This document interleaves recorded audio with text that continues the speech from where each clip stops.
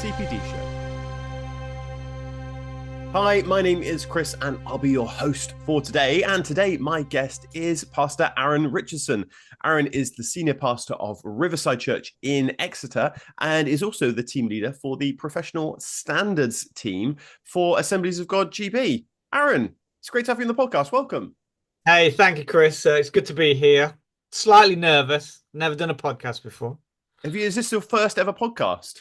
My first ever podcast interview. Well, I feel truly honoured in this case because yes, in which case I'm very much looking forward to this. See that, well, I'm sure you'll do an absolutely cracking job, and looking forward to talking to you about all sorts of things around development and things like that.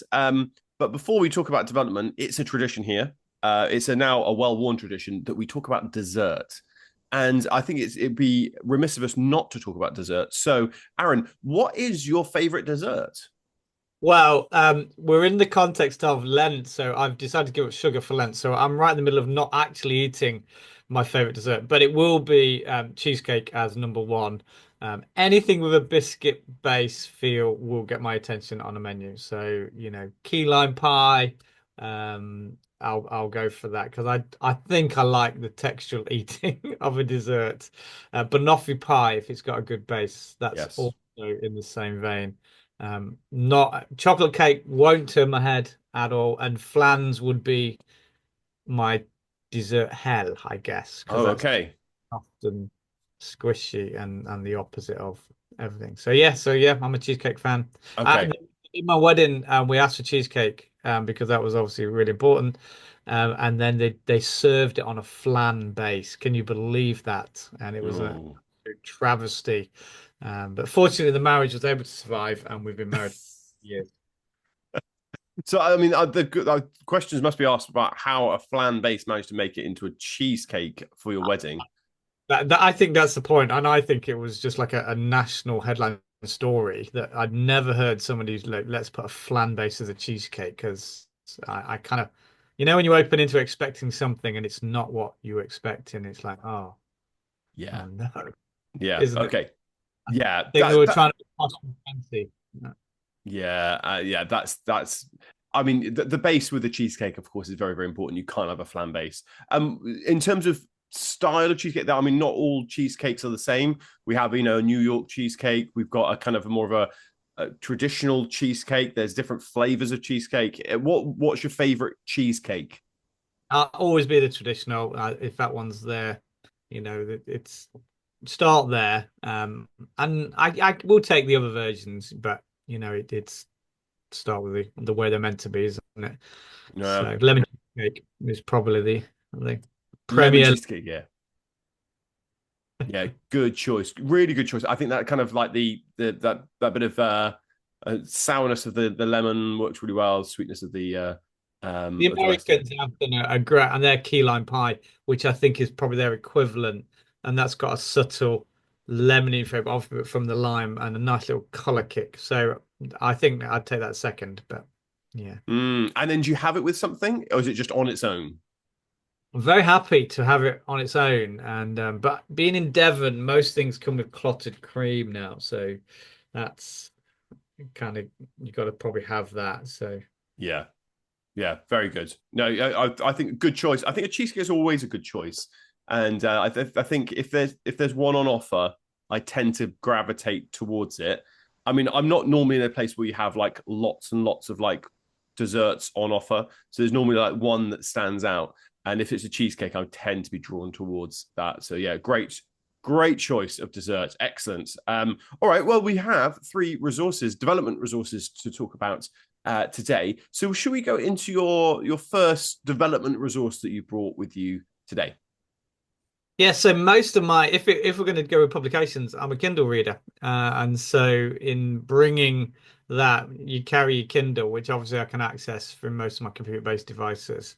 I can we just start with books first as a wide resource, Yeah. because I think most people probably will start with you and talking about their favorite book.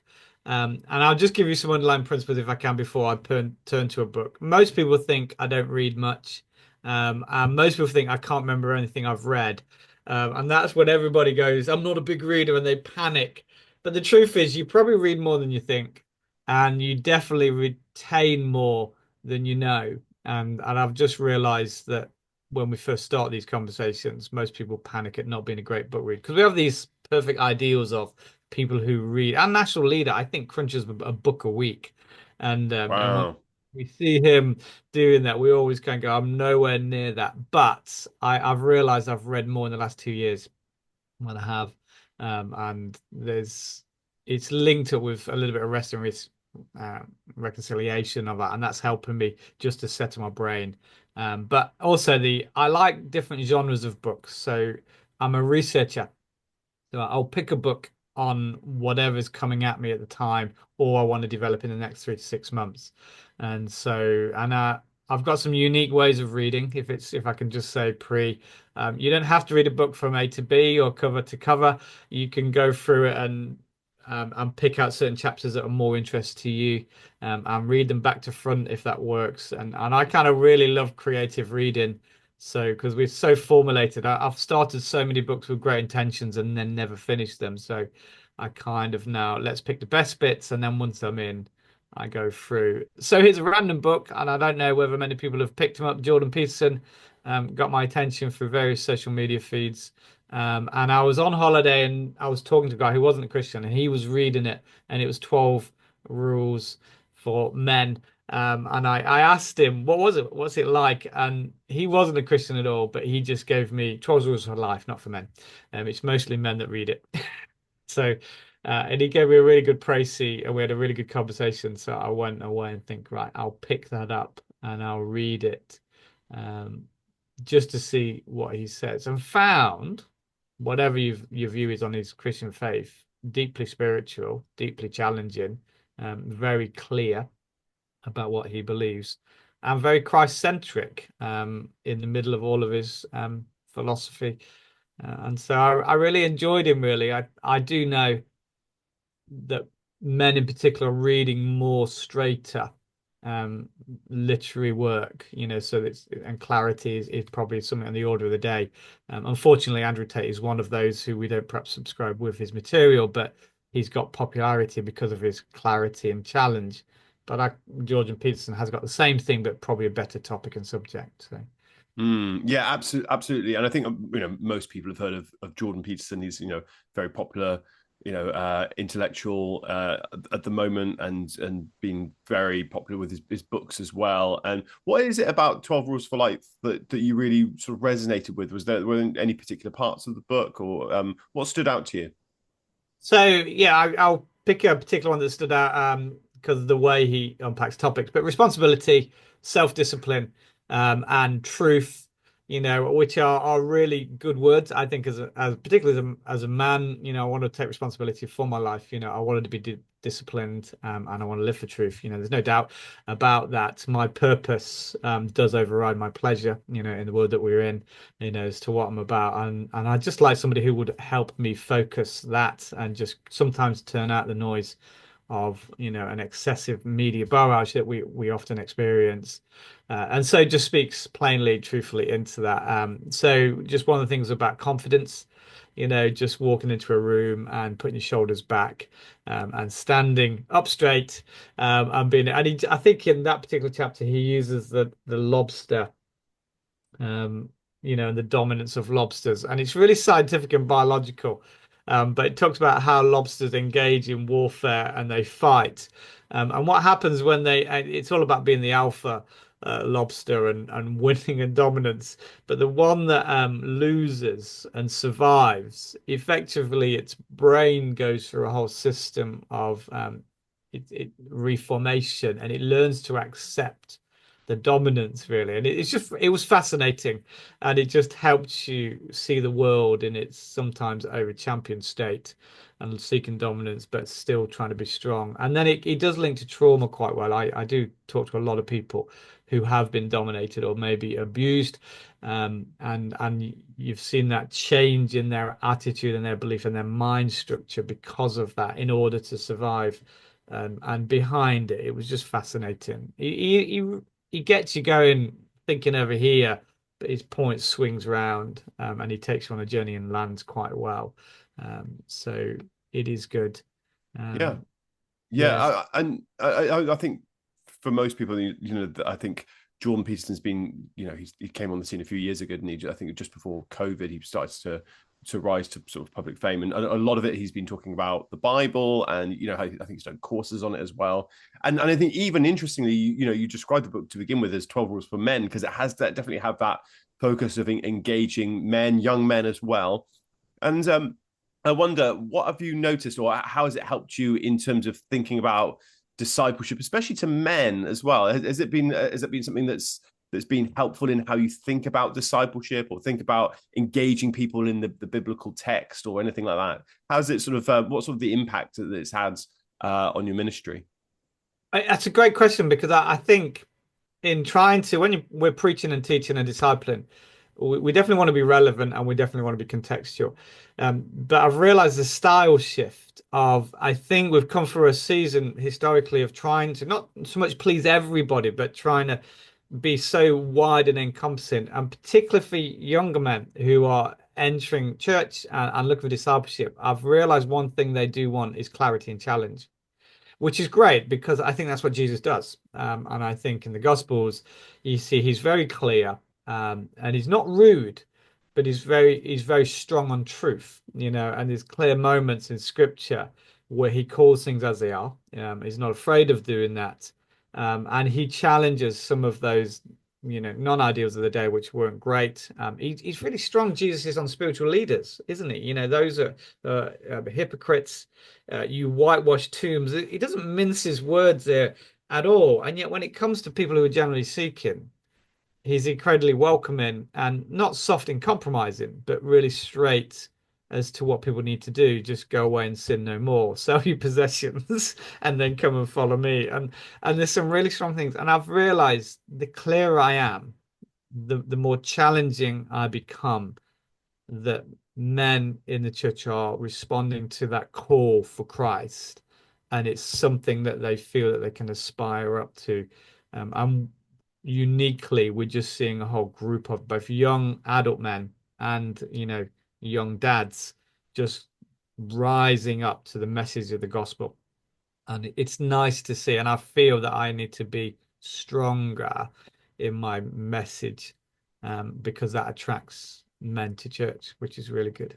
I think this there has been this sort of rebirth of belief in God, which has been really really fascinating to see, and it's been almost kind of this online phenomenon that's been starting to happen. And I think Jordan Peterson, for his sort of slightly ambiguous Christian beliefs, and sometimes very difficult to sort of pin him down where he stands, but undoubtedly so, he's had quite a positive impact on people seeking faith and seeking and looking at Christianity as a what once was a not a viable alternative to what they were living, but to now become a very viable alternative. And it's very interesting that the work that he's done had quite a profound effect on the church. It'll be really interesting to see how that develops over time. And certainly 12 Rules for Life has been a very key sort of cornerstone text on that. So yeah, very, very interesting. Okay, that's 12 Rules for Life by Jordan Peterson. Should we move on to your second resource? What's the second one you brought?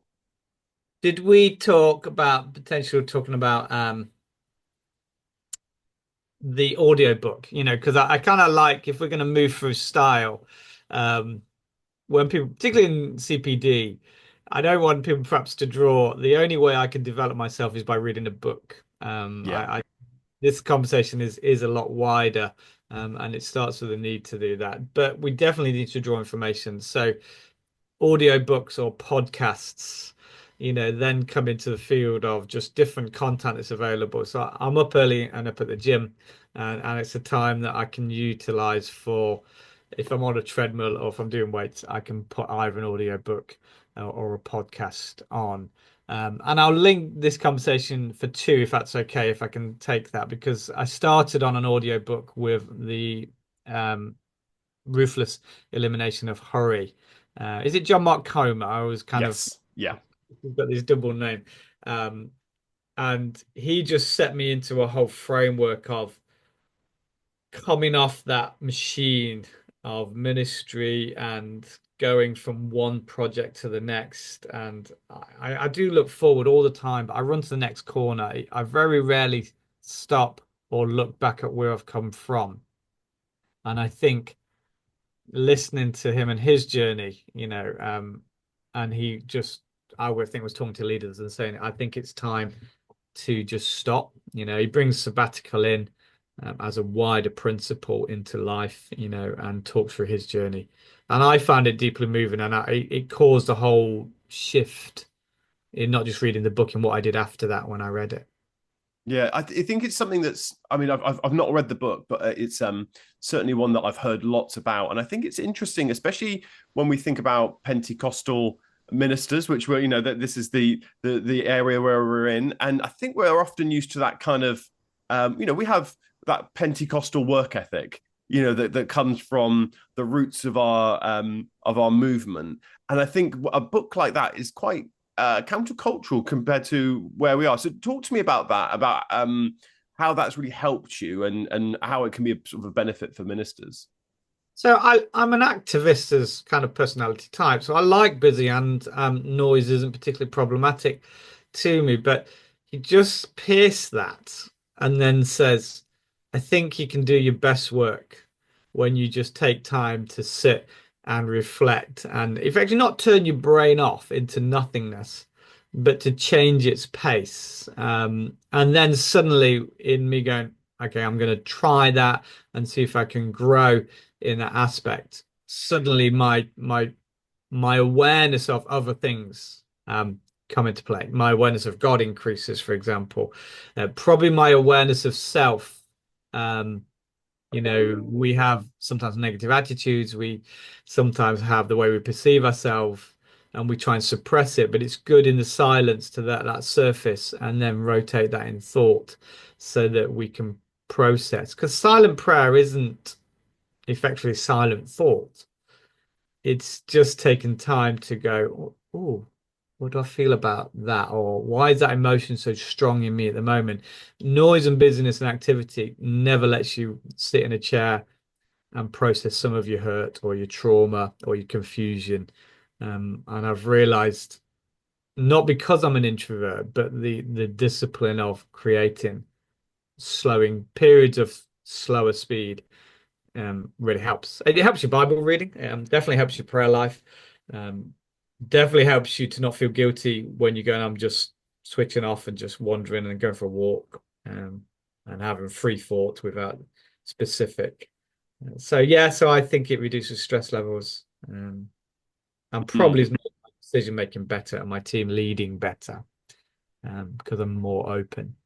Yeah, and I think the fact that you talked about it being an audiobook as well, there's something different. I mean, I'm an avid audiobook reader, podcast listener, and similar to you, at the gym or or out for a walk or just sort of doing the dishes or something. I enjoy that's a really good time for me. How do you find that for you? Because I often quite find reading a book at those kind of moments quite listening to it as opposed to sort of sitting down and reading. It has a different experience, and I think it almost can be quite contemplative as well. So, talk to me about the kind of the audiobook experience for you and what that's like. I know obviously you do it at the gym, but yeah, what's that kind of experience like? Yeah, I'll give you another picture to imagine, because I remember where I was when I went through this book. I've got a hammock which basically can wrap up and put in a bag if you go from walking, and you can basically strap it around almost any two trees. But I've got these two hooks in the garden. And I remember just putting the hammock up and then just lying in the hammock with it slowly swinging. So I know it's a lovely image with the audio in my ear, just telling yourself to slow down. But it takes a while for your brain to slow down, because it's like that dog is on the Disney film. Is it Up? Whenever it has a squirrel, it just kind of shoots off. And I realize my leadership can do that. And, oh, I haven't done that, and I need to go and do that, and I've got to meet that person. And when you're in an audio book, you're learning to focus on just auditory input, and it's just auditory input in, and then your imagination alone with the world, and that's a really good thing. So even just looking at the clouds move slowly, um, that it helps you slow your brain. Somebody said, "Why don't you light a candle and just watch the flickering flame?" And I've realized that does slow your mind down in a practical way of helping you control your vast thoughts that are just too much. And so that's the skill of audiobook listening, because people, when they first start, they can't control their focus. But that's largely comes about because of our social media addiction on constantly scrolling down a screen, and never stopping. And I'm not sure it's healthy for us. And I think we need to create a new self-control of controlling our speed of our mind, Mm. to ease back, and it's not because we get older, it's simply because it's better for us. I think if children, teenagers, young adults, if we just pulled back a little bit, we would see the world wider and have a more lateral view. So, Yeah, absolutely. Great. Okay, so that's the ruthless elimination of hurry by John Mark Comer. Should we go on to your third resource? What's the third one you got? yeah, I think this probably might just put some cherry on the top of everything. Can I just promote just taking time out from ministry? I went on sabbatical last year for 3 months. And I think as a development tool, what I learned in that 3 month, and some of the targets I'd set and what I was trying to achieve and how I went about it, they still remain in me now as a person, and helping me no end. So kind of, I guess my first resource is sometimes you just need to rest. And in the rest of that, um, just formulate, because God wants to talk to you. I think God wants to help you to listen better. I think he wants you to settle, and be at peace, and for me, 3 months gave me that position. So just day one, by the way, because this is funny how I got in it. I'd got a plan. I got up and I thought I'm going to be super chilled today, day one in. And I got up, I took Rachel to work, and then came back, went to the gym, so chilled, didn't rush, walked back from the gym, showered, had a really leisurely breakfast, coffee, did the washing, hung the washing out, cleaned the house, and went shopping because got everything ready for Reg coming back later in. And now I looked at my watch and it was 12 midday. And I'd done so much activity, and I'm like, oh, wow. Like, what do I do for the rest? I had a plan, but the speed element by which we become accustomed to needs to change. And so I still now go into the garden and try on a daily basis and just sit there for 10, 20 minutes and just listen to whatever sounds are around, and just letting the sun on your face or feel the wind blow through, because it's just that contemplative side needs developing, that prayer, which I've worked hard at listening to different podcasts that support that. There's a great podcast called God in All Things, which helps contemplative spirituality, and just lead me into a more calmer way of thinking, processing, and praying. Oh, really fascinating. I think, and I mean, I've never done a sabbatical or anything like that, but I think it's a really it seems like for any minister, there's a definitely a need, because there's always that constant. Sunday's always coming, as we always say, and so that need to just find time just to not have to sort of achieve, and that achievement is something in itself. And are there any sort of tips that you can give to people that may be thinking, maybe they never, ministers that have never done a sabbatical before, that would really help get them the most out of it? Yeah, I think planning pre is really key. I kind of knew it was coming up. And not just seeking the permissions from the leadership team and the board who would release me to do that. And then the plan of transition while I'm away and who takes that on was in play. And so I wasn't having to do that when I suddenly stop, because one day you're working, the next day you're not. I also had worked out before some of the anticipated problems that I felt I would face as an individual in not working to task or responsibility. And so I'd thought that through in advance. I'd also got a list of reading lists good to go. Activities I'd like to do, holidays I'd like to go, and so that I wasn't going to be super busy, but I always, my fear was in doing nothing, I would that would be a negative experience because I realize in life none of us can do nothing. But what was the something that would bring and fill my bucket? And then I went and experimented with that. So going to the gym, being fit, walking, jumping on a train, reading, having nice meals, having a nice place to coffee. So all of those are just really good things. They might be different for you because you'll have different things that you like, but and perhaps the biggest one in the middle at the end, I finished on silent retreat, which for the church, because they knew I was doing this, they thought this was hilarious that I would go. And for 6 days, I would sit in silence. And it turned out to be really amazing. Yeah, it was Well, tell me about that. What would you? Because I can't even imagine what you do for 6 days and not be able to talk. So what do you do for 6 days? What was that like? um, really brain healing first and foremost. So I went to a it was actually a monastery that's set up to guide you through a silent retreat. So they would let you you would meet with somebody for 20 minutes in the morning who would just be able to guide you and they would talk to you for 20 minutes just to give you some prayer focus and some Bible focus. The place where I went, they fed you 3 meals a day, which were great. And then they had so many prayer places, walking spaces available that I could move around during the space. So I knew I would always move, and then I was going to read and literally just soak in scripture.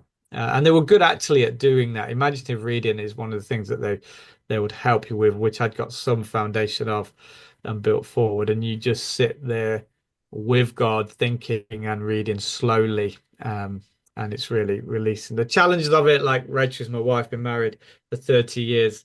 I said to her, I won't break the silence to talk to you while I'm there, but I will text you at 9 p.m. every night. And oddly enough, she's more of an introvert than I am, but she struggled with that more, and that was kind of we had to just text that through as to what that felt like. But once you're in what I call the zone of silence, it it's like a vow you take, and it's good to preserve. So even on the way up, I'd chosen not to have the radio on.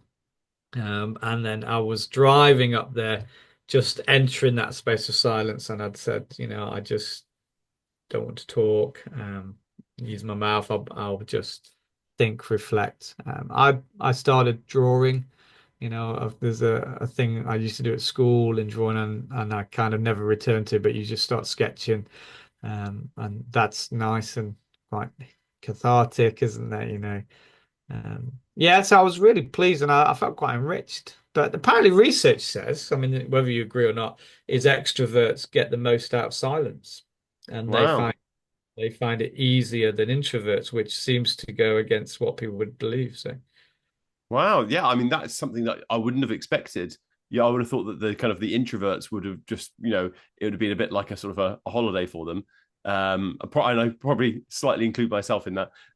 But I think you're right. I mean, I'm not someone that would be, I think, drawn to do it, but I think that it just sounds like a fascinating experience to do. And a whole week just in silence is something that I think. hilarious on the meals, you because there's other people there, and you sat around a table. There's maybe five people around the table, and nobody talks. Which is the most random thing you've ever experienced.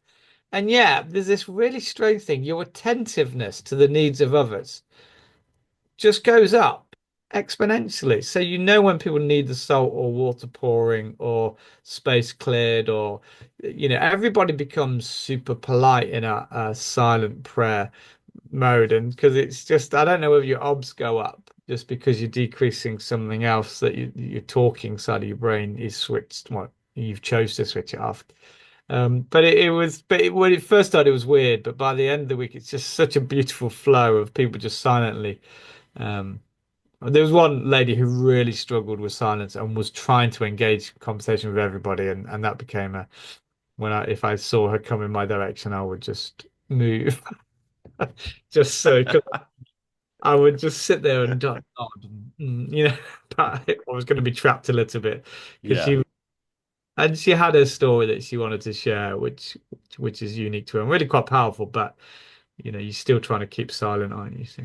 Yeah, absolutely. Well, fascinating, really, really interesting, and I think to do a retreat and to have sabbatical, I think is a really great thing, and it is a developmental activity, and certainly it's something that we want to try and reflect on CPD. Actually, something we probably need to add on. I'm going to try and get it added onto the site. I think that's a really good idea to get a sabbatical added onto the site so that people can log that in the future. Aran, thank you so much for taking the time today. So the 3 resources are 12 Rules for Life by Jordan Peterson, The Ruthless Elimination of Hurry by John Mark Comer, and Sabbatical, and especially a silent retreat, which I think would recommend that to people said to try out. So brilliant. And of course, all enjoyed delightfully with a piece of cheesecake, which I think very important. And I think if you're on a silent retreat, I think more cheesecake probably is needed. There was served on silent retreat, so the food was really good. So it wasn't because most people when they're off on a retreat, it's no food, no nothing, isn't it? And that seems like Oh gosh, yeah. no, the food Yes. was great. So. Yeah, well, I'm glad you're able to enjoy some cheesecake on that. And yeah, thank you so much for joining me today. Really enjoyed the conversation, and I will catch you soon. Great, thank you. Thank you for listening to this episode of That CPD Show. For more episodes, why not subscribe and give us a review? It really helps us out. See you next time.